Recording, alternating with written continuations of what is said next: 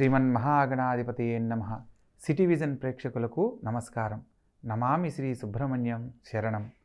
కార్తీక మాసంలో వచ్చే ఈ యొక్క పర్వదినాల్లో సుబ్రహ్మణ్య స్వామి వారి షష్ఠి చాలా విశేషమైనది. సుబ్రహ్మణ్య ఆరాధన ప్రాధాన్యత, ఆ విశిష్టత గురించి మనం ఎంత తెలుసుకున్నా తక్కువే. 6 ముఖాలు కలిగినందుకు, 12 చేతులు కలిగినందుకు, మరియు నెమలి వాహన రూపుడై దివ్య తేజస్సుతో వెలుగొందుతున్న ఆ శివపార్వతుల గారాల బిడ్డయే ఈ సుబ్రహ్మణ్యేశ్వర స్వామి. అదేవిధంగా దేవసేనల ప్రభువు.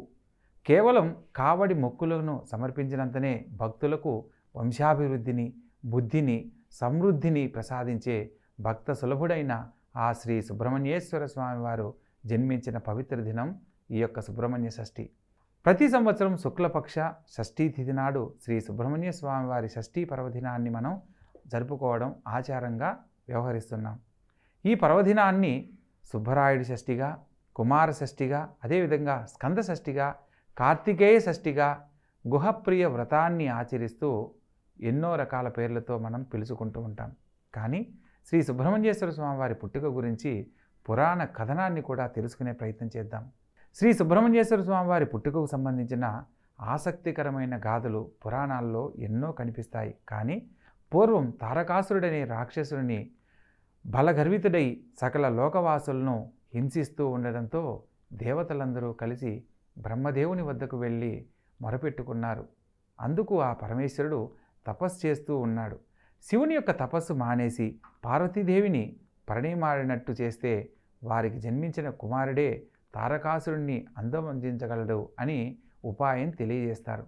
ఈ మాటలు విన్న దేవతలు శివుని యొక్క తపస్సును మాని పార్వతీదేవిని వివాహం చేసుకునేలాగా చేసేందుకు మన్మధుణ్ణి పంపగా శివుడు తన 3వ నేత్రంతో తెరిచి మన్మధుణ్ణి దహించి వేస్తాడు. అయితే తారకాసురుణ్ణి అంతమొందించవలసిన అవసరాన్ని గుర్తించిన పరమేశ్వరుడు తనకు పరిచర్యలు చేస్తూ ఉన్న పార్వతీదేవిని వివాహం చేసుకున్నాడు. వారిద్దరూ శృంగారంలో తేలియాడుతూ ఉన్న సమయంలో శివుడి రేతస్సు పతనమై భూమిపై పడింది. దానిని భూమి భరించలేక అగ్నిలో పడవేసింది. ఆ సందర్భంలో అగ్ని దానిని భరించలేక గంగలో వదలగా దానిని గంగ తన తీరంలో గల శరవణమునకు తోసివేసినది. అక్కడే శ్రీ కుమారస్వామి జన్మించడం జరిగింది. శరవణము అనగా శరవణమున జన్మించినవాడు కనుక స్వామివారికి శరవణ భవుడు అని, భవము అంటే జన్మించడం, ఉద్భవించడం, అందుకని శరవణ భవుడు అనే పేరుతో స్వామివారికి నామకరణంగా ఏర్పడింది. అంతేకాకుండా గంగానదిలో పడిన రేతస్సు 6 భాగాలుగా ఏర్పడింది. ఇది రెర్రు గడ్డిలో 6 భాగాలుగా విభజించబడడం వల్ల ఈ స్వామివారు 6 భాగాలుగా అలల తాకిడికి ఏకమై 6 ముఖాలు, 12 చేతులు, 2 కాళ్ళతో శ్రీ యొక్క సుబ్రహ్మణ్యేశ్వర స్వామి జన్మించడం అనేది జరిగింది. అందువల్ల ఆయనకు షణ్ముఖుడు అనే పేరు ఏర్పడింది. ఈ విధంగా ఆవిర్భవించిన శ్రీ సుబ్రహ్మణ్యేశ్వర స్వామిని పెంచేందుకు శ్రీ మహావిష్ణువు 6 కృతికలను నియమించారు. వారు పెంచి పెద్ద చేస్తూ 6 కృతికల చేత పెంచబడడం వల్ల స్వామివారికి కార్తికేయుడు అనే నామంతో కూడా పిలవడం ఏర్పడింది. ఈ విధంగా కృతికల చేత పెంచబడిన శ్రీ సుబ్రహ్మణ్యేశ్వర స్వామి తారకాసురుడిపై దండెత్తి తారకాసురుడిని అంతమొందించి దేవతలను, ప్రజలను రక్షించినట్లు కథనం. బ్రహ్మనే బంధించిన శ్రీ సుబ్రహ్మణ్యేశ్వర స్వామిగా కీర్తించబడ్డాడు కుమారస్వామి. త్రిమూర్తులలో లయకారకుడైన శివుడికి కుమారుడిగా జన్మించి స్థితికారకుడైన శ్రీ మహావిష్ణువు నియమించిన కృతికల చేత పెంచబడిన శ్రీ సుబ్రహ్మణ్యేశ్వర స్వామి సృష్టికర్త అయిన బ్రహ్మదేవుణ్ణి బాల్యంలోనే బంధించినట్లుగా పురాణాలు చెప్తున్నాయి. సుబ్రహ్మణ్యేశ్వర స్వామి పసివాడిగా తల్లి పార్వతీదేవి ఒడిలో ఉన్న సమయంలో ఒకసారి శివుడు పార్వతీదేవికి ప్రణవ మంత్రాన్ని వివరించారు.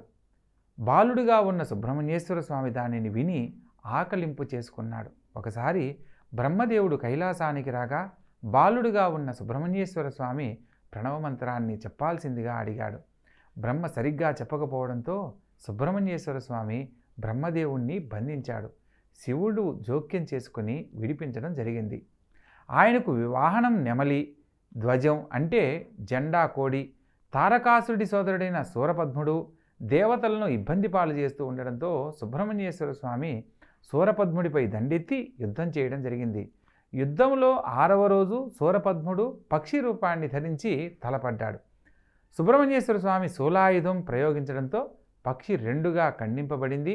ఆ రెండింటిలో ఒకటి నెమలిగా, మరొకటి కోడిపుంజుగా మారి శ్రీ సుబ్రహ్మణ్యేశ్వర స్వామి వారిని శరణు వేడుకోవడంతో నెమలిని వాహనంగాను, కోడిని ధ్వజంగా అంటే స్వామివారి రథం పైన జెండాగా చేసుకుంటున్నట్లుగా మనకు పురాణ కథనం వినిపిస్తూ ఉంటుంది. ఇక వల్లీ దేవసనల యొక్క ఆంతర్యం తెలుసుకుందాం. అంటే ఈ సుబ్రహ్మణ్యేశ్వర స్వామి వారికి ఇద్దరు దేవేరులు అన్నమాట. శ్రీ వల్లీదేవి మరియు దేవసేన. వారు తారకాసురుణ్ణి అంతమొందించిన తర్వాత దేవేంద్రుడు తన కుమార్తె దేవసేనను సుబ్రహ్మణ్యేశ్వర స్వామి వారికిచ్చి వివాహం చేయగా, తిరుత్తణి ప్రాంత పాలకుడైన నందిరాజు కుమార్తె వల్లీదేవిని వేటగాడి రూపంలో వెళ్ళి వివాహం చేసుకున్నట్లుగా పురాణ కథనం మనకు తెలియజేస్తుంది. అదేవిధంగా సుబ్రహ్మణ్యేశ్వర స్వామికి కావడి మొక్కులంటే చాలా ఇష్టం. ఎందుకో తెలుసుకుందాం. పూర్వం అగస్త్య మహర్షి కైలాసానికి వెళ్ళి శివుణ్ణి దర్శించి తిరిగి వెళ్ళే సమయంలో శివుడు 2 కొండలను బహుకరించి శివశక్తి రూపంగా దక్షిణాదికి తీసుకుని వెళ్ళి కొలవవలసిందిగా తెలిపారు. వాటిని స్వీకరించిన అగస్త్యుడు వాటిని ఇదంబుడు అనే శిష్యునికిచ్చి తన వెంట వాటిని తీసుకుని రావాల్సిందిగా తెలియజేయడం జరిగింది. ఇదంబుడు కావడిని కట్టుకొని 2 పర్వతాలను అందులో ఉంచుకొని అగస్త్యుడి వెంట నడవసాగాడు. కొంత దూరం అంటే పళని వచ్చేసరికి ఆయాసం అధికమయ్యి కొంతసేపు విశ్రాంతి కొరకు ఆగాడు. కొంతసేపు విశ్రాంతి తీసుకొని మళ్ళీ ఆ కావడిని ఎత్తగా ఒకవైపు పైకి లేచింది కానీ మరోవైపు లేవకపోవడంతో వెనుదిరిగి చూడగా దానిపై సుబ్రహ్మణ్యేశ్వర స్వామి వారు నిలబడి ఉన్నారు. కొండ దిగి వెళ్ళిపోమ్మన్నాడు. పోకపోవడంతో వారిద్దరి మధ్య యుద్ధం జరిగి చివరకు ఇదంబుడు చనిపోయాడు. ఈ విషయం తెలుసుకుని అగస్త్యుడు ప్రార్థించడంతో స్వామి తిరిగి బ్రతికించారు.